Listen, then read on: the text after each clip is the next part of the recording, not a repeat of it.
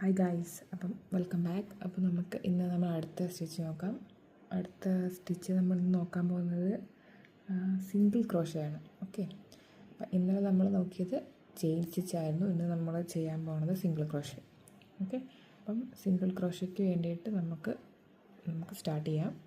അപ്പം ആദ്യം നമ്മൾ ഇന്നലെ പറഞ്ഞ പോലെ നോട്ട് 2 ഫിംഗേഴ്സ് വെക്കുക, റൊട്ടേറ്റ് ചെയ്യുക, ഈ ഒരു ലൂപ്പിലൂടെ എടുക്കുക.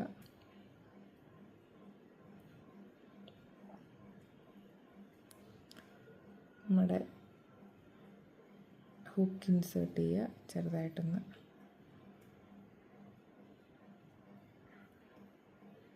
പുഷ് ചെയ്യുക. ഓക്കെ, അപ്പോൾ നമുക്ക് നമ്മുടെ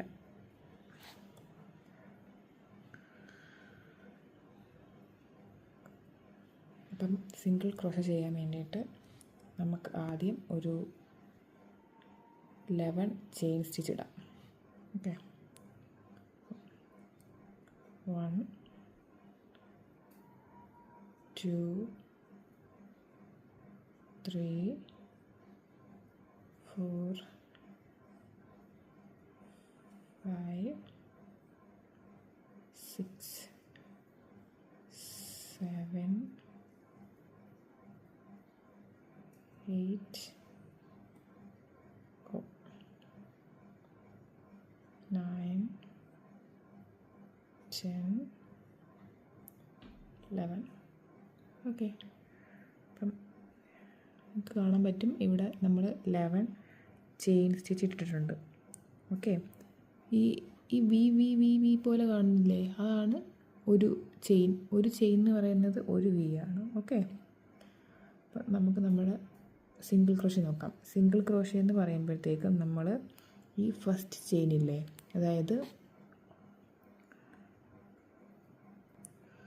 നമ്മുടെ ഈ ഫസ്റ്റ് വി ഇല്ലേ, അതായത് ഇതാണ് നമ്മുടെ first chain, first we.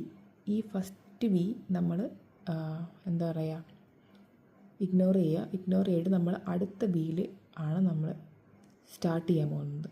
Okay, അപ്പോൾ സിംഗിൾ ക്രോഷ എന്ന് പറയുമ്പോഴത്തേക്കും നമ്മൾ ഈ ഫസ്റ്റ് വി ഇതല്ല ഇത് ജസ്റ്റ് നെക്സ്റ്റ് സ്റ്റിച്ചിന് വേണ്ടിയിട്ടുള്ളൊരു ലൂപ്പ് മാത്രം.